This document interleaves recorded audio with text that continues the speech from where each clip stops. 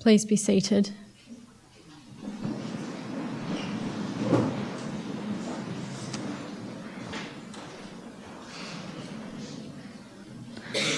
On behalf of the Martin family, I would like to warmly welcome you to the Geraldton Crematorium for the funeral service to celebrate the life of Eileen Mary Martin, a special person in your lives.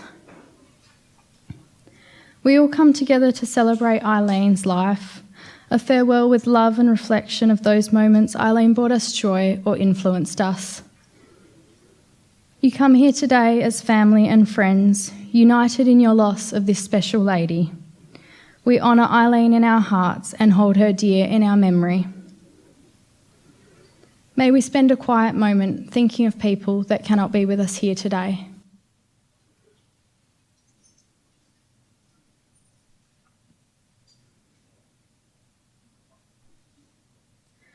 I would like to thank Eileen's family for giving me the honour of leading the service. My name is Nikki Boys. Cozzy, would you like to come forward and share the eulogy with us?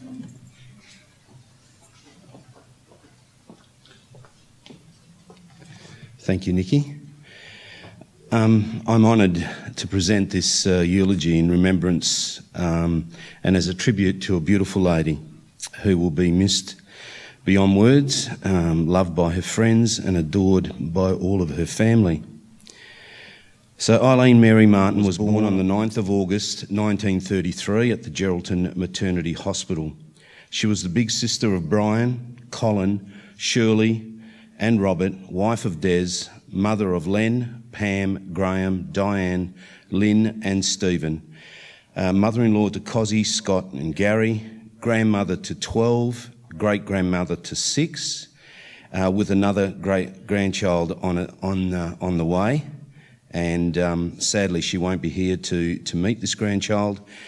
But as God would want it, the grandchild is to be born on her birthday, which is a beautiful thing. And so the circle of life continues. Her early years were spent in Geraldton, and she would regale us with tales of the barbed wire that lay across the beaches in the early 1940s during World War II, and the air raid sirens that were blaring, and her grandmother would be yelling at her to grab the biscuit tin and then running for the hills and into the bomb shelters. Her early school years were spent at Geraldton Primary, and then on moving on to Perth, she attended East Perth State Primary and then on to high school at the Perth Girls' School up on the hill in East Perth. The last time she was in Perth, she was very amused as we drove past when we told her that her high school, that is the girls' school, was now being used as a midnight movie theatre because of the supposed ghosts that wander the halls. Her working life started early, as it often did for people in that generation. She was still at school when she started working in a local crumpet factory. And as a result of what she saw there, she never ate them herself. And in fact, she absolutely hated them and couldn't even watch people eat them. Apparently, the dirty old bastard, I'm not sure if that was his name or not, but that's how she called him every time she told us the story, which was quite often. That mixer batter used to stand there with a cigarette hanging from his mouth and didn't care if ash dropped into the mix. Obviously, food hygiene was not big in those days.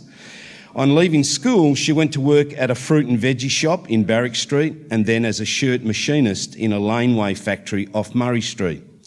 During her time in Geraldton, she worked for fruit and veggie wholesaler Great Northern Traders, a job that she held right up until her retirement. It was at the Red Lion back in Perth, now known as the Aberdeen, where she was a housekeeper, that she met Des, who was a brick carter.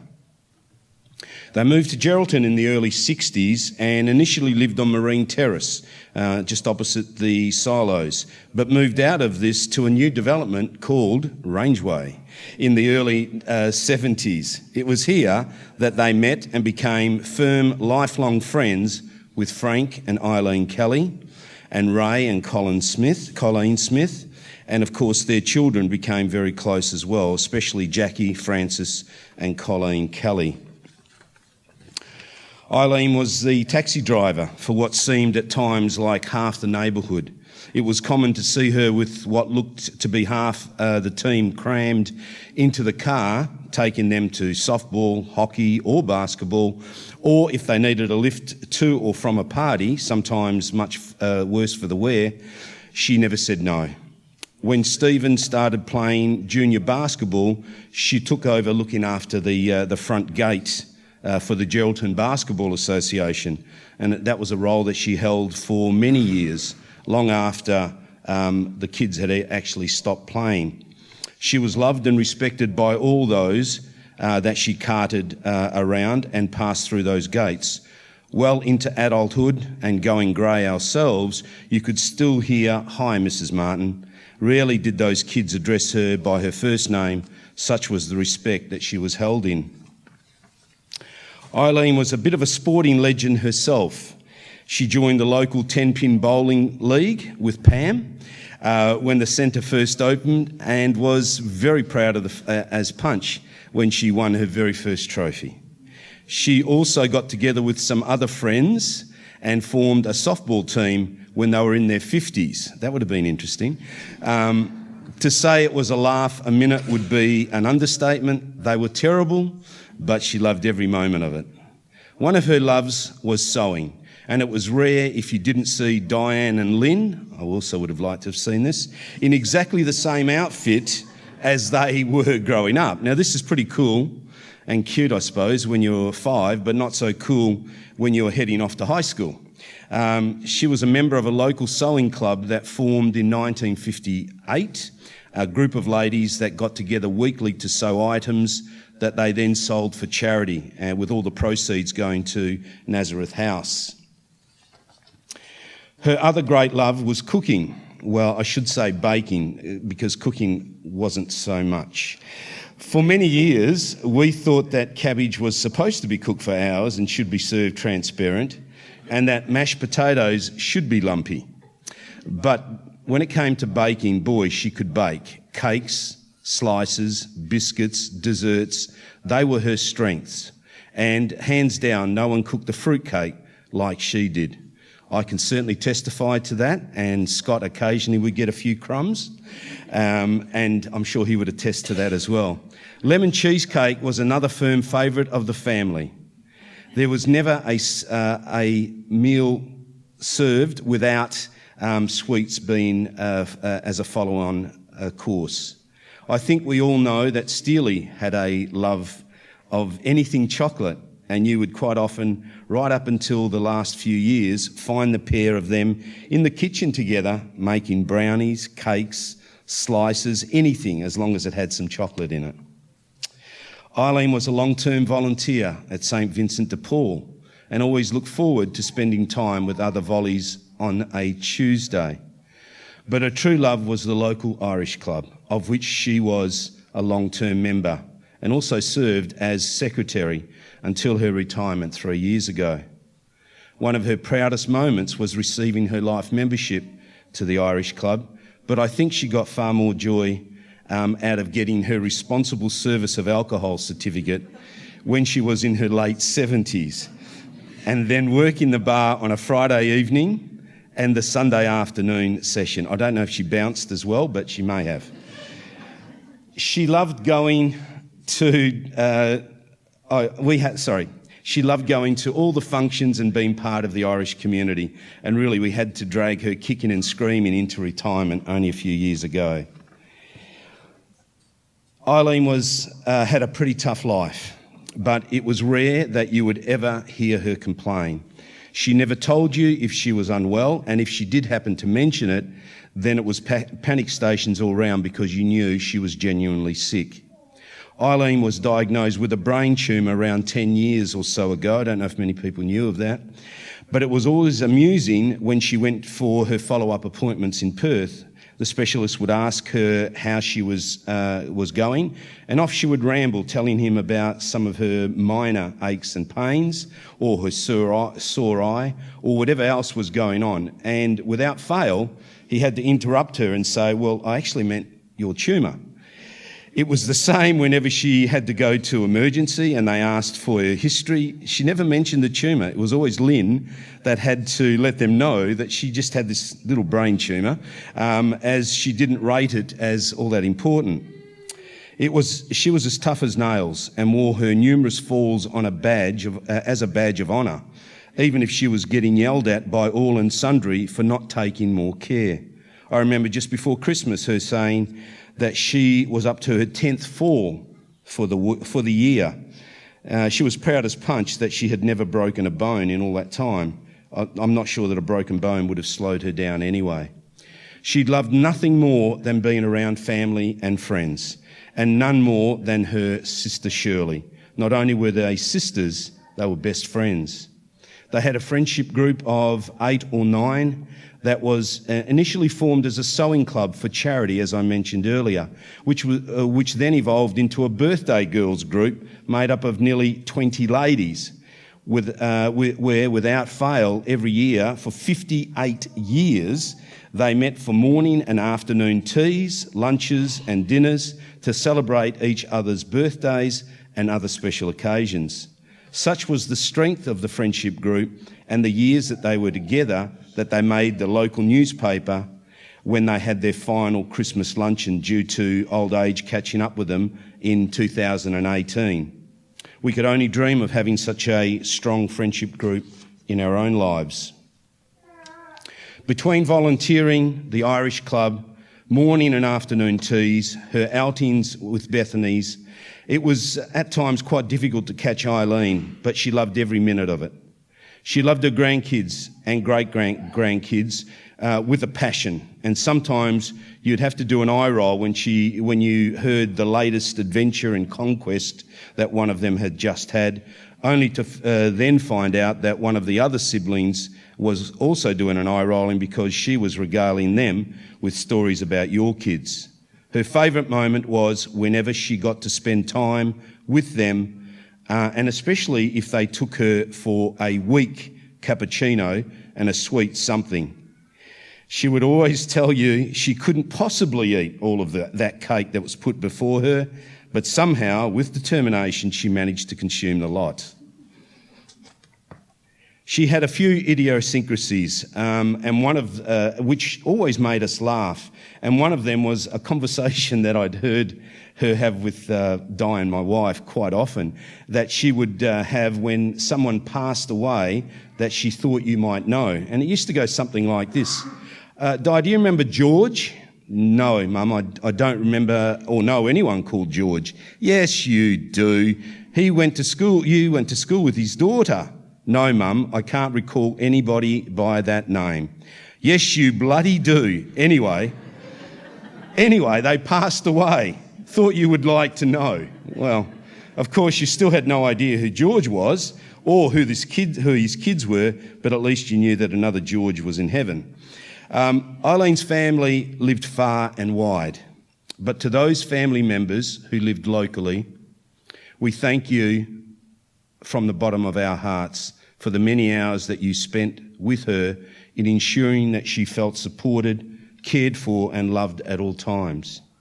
In particular, we would like to acknowledge the last few months when at a time she needed her family around her, you were always there.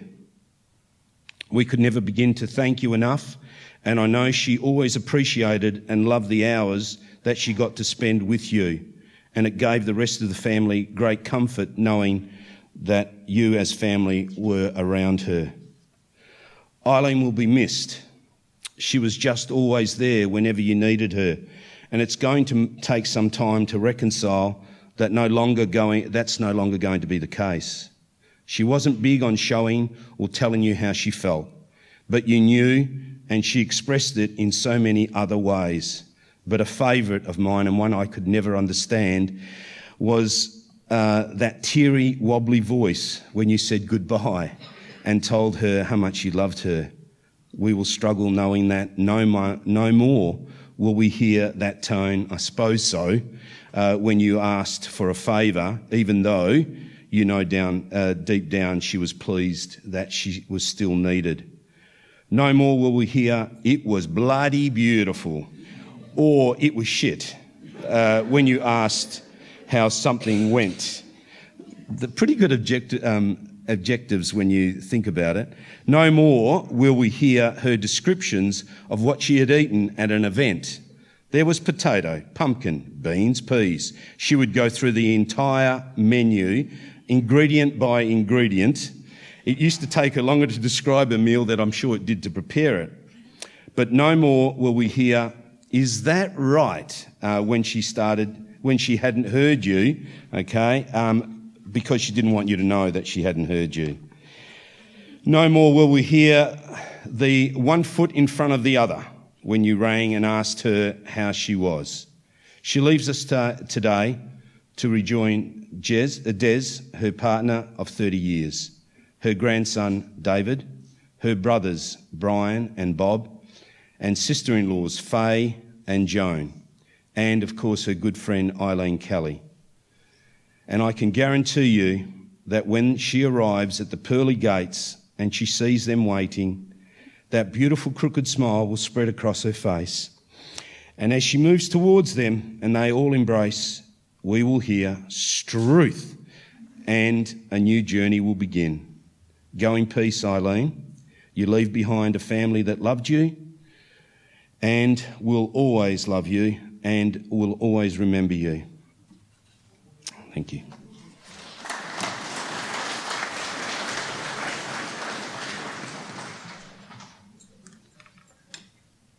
Thank you, Cosy. A lovely tribute. Zoe, would you like to come forward and share?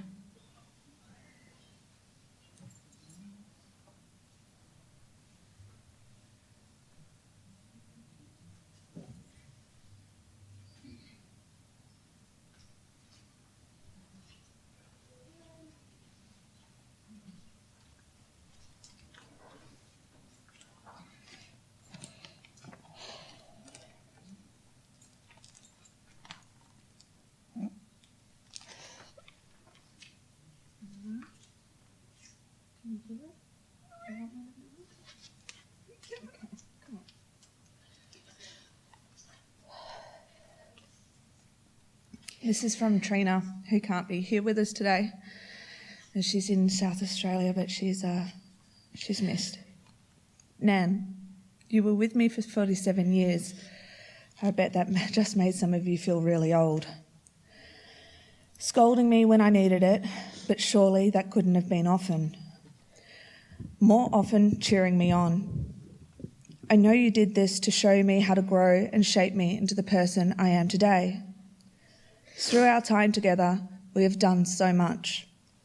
Going to your house after school, getting met at the end of the drive by whiskey, chatted to by the cocky, and then through the back door of the house to find you and our afternoon school snacks waiting for us. As we would leave for the park, you'd say, "Make sure you come home when I call." Somehow, we would never hear you when you called us home until we saw you coming down those front stairs. I don't think we ever moved as fast. Eating mulberries off the bush out the back after being told not to, and then wondering how you always knew that we had. At some point, you'd think we'd realise the colour of our fingers was always a giveaway. Great Northern Traders fruit and veg shop where you worked, getting to help you sort the fruit and veg, stack it all ready for sale was always fun, but let's be honest, the best part was when people sneaked us fruit to eat. Sitting with you at the front gate at basketball, but the highlight was always those games we'd be put on the court right next to the gate so you could cheer me on. Going to buy your lotto tickets with you was always a great time, knowing there was going to be a stop at that little ice cream shop just down from the news agency that sold the best yogurt ice creams ever. My funniest memory is that as a kid scared the daylight out of me, but to this day makes me laugh. It was chicken for tea, only to find out that the chicken was still alive. Watching you catch the chicken, a great laugh, but the next thing remains with me forever. Well, off came its head, and here is the headless chook running around the backyard. I remember the emotional roller coaster, laughing at this headless chook running around and then crying because it was a headless chook running around. Lucky for that chicken, it made a great roast. As we grew older, things changed and I moved away, but we always stayed in contact by phone, listening to you tell me how everyone was growing and listening to you chat to Jessica, my daughter, always made me smile. You were always so proud of us all. One of my best memories was the surprise look you had when I came home for your 80th birthday. This was the day you got to meet my husband, Scott, and your great-granddaughter, Jessica. She was 2 at the time, and I remember I could just see how happy it made you to have us all home. Nan, I am going to miss our chats. I am so lucky to have so many memories of our times together and apart that I can treasure. I love you, Nana. Gone, but never forgotten. You were always in my heart.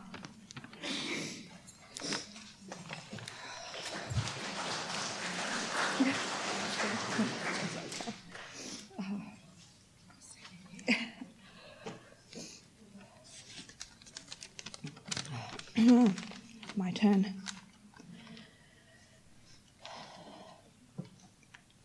You can shed tears that she is gone, or you can smile because she has lived. You can close your eyes and pray that she will come back, or you can open your eyes and see all that she has left. Your heart can be empty because you can't see her, or you can be full of the love that you shared.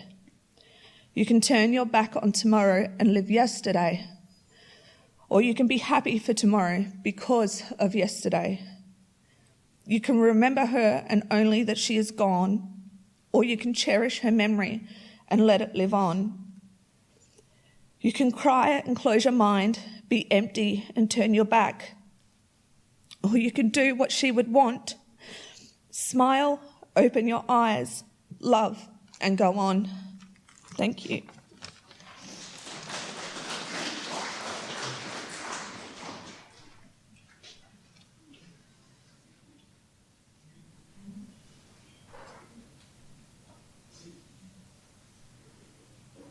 Thank you. Is there anyone else that would like to come forward and share some memories? If so, you're welcome to come forward now.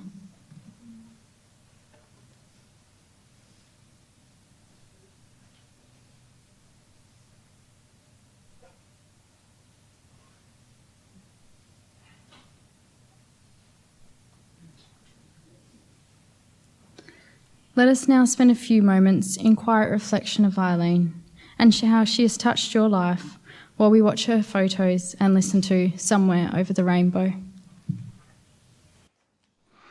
Okay, this one's for Gabby.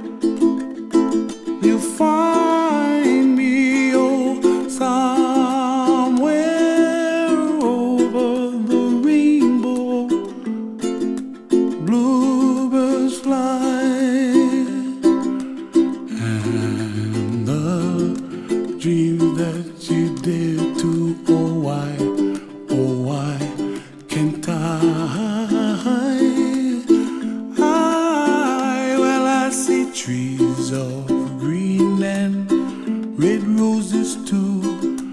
I watch them bloom for me and you, and I think to myself, what a wonderful world. Well, I see skies of blue and I see clouds of white and the brightness of day. I like the dark and I think to myself, what a wonderful world. The colors of the rainbow, so pretty in the sky, are also on the faces of people passing by. I see friends shaking hands singing, how do you do? They really say, I love you. I hear babies cry and I watch them grow. They'll learn much more than we'll know, and I think to myself, what a wonderful world. Someday I wish upon a star, wake up where the clouds are far behind me, where trouble melts like a lemon drops high above the chimney top. That's where you find me, oh, somewhere over the rainbow, way up high. And the dreams that you dare to, why, oh, why can't I?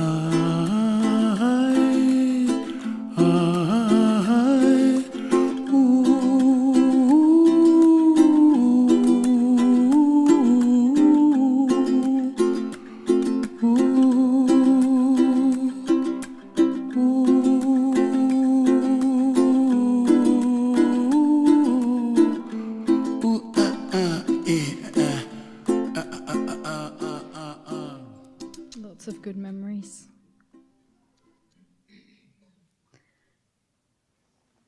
I would now like to invite family, followed by friends, to come forward and place some lavender and rosemary on Eileen's coffin as we say a final farewell. We ask that conversations with the family are saved until the conclusion of the service and everyone is outside. Once you have come up to the coffin, please return to your seats for the conclusion of the service.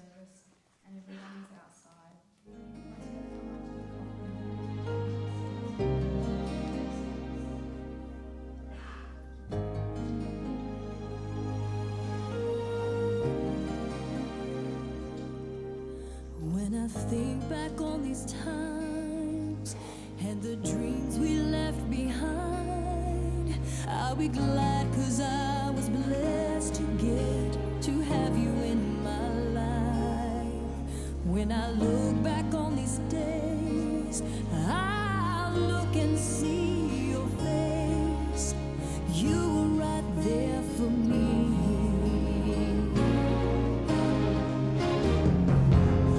In my dreams I'll always see you soar above the sky.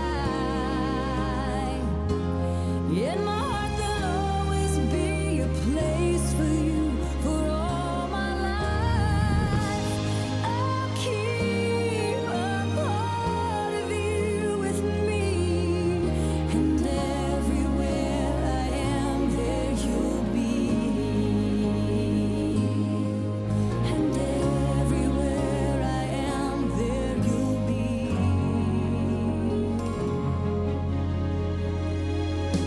Will you show me how it feels to feel the sky within my reach?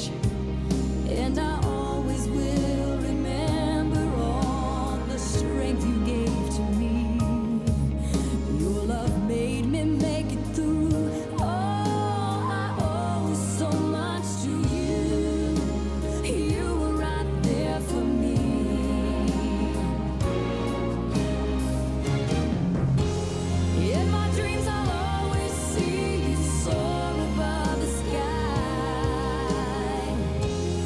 In my heart there'll always be a place for you for all my life. I'll keep a part of you with me, and everywhere I am there you'll be. 'Cause I always saw in you my light, my strength. And I wanna thank you now for all the ways you were right there for me. You were right there for me.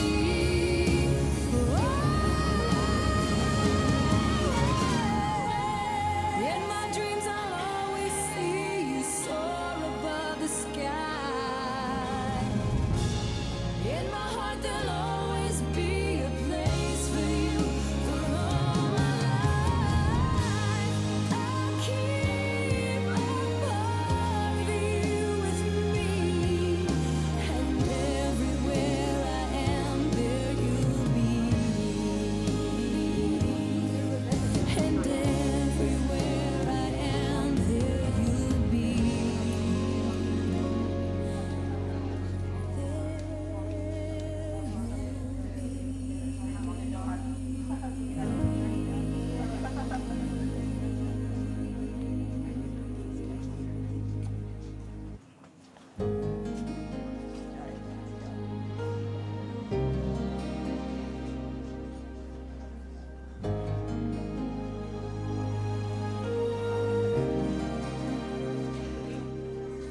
When I think back on these times and the dreams we left behind, I'll be glad 'cause I was blessed to get to have you in my life. When I look back on these days, I'll look and see your face. You were right there for me.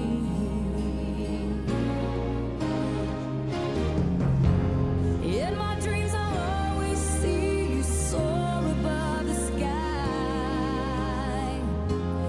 In my heart there'll always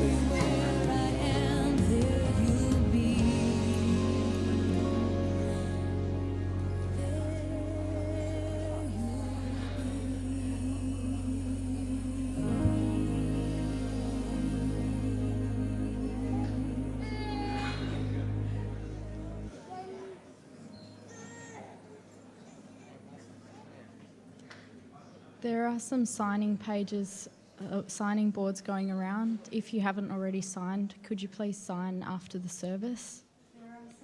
As we all know, Eileen loved a flutter on the horses, and it was rare that a Friday didn't go by where she didn't place her bets and grab some favourite numbers.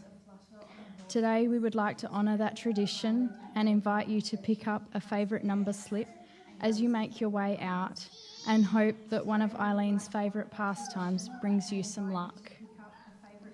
Ladies and gentlemen, our ceremony for Eileen is almost concluded, and we now have to say a loving and tender final farewell to her. We are deeply grateful for Eileen's life and for all that life has meant to you. We thank her for the impact of her life on yours.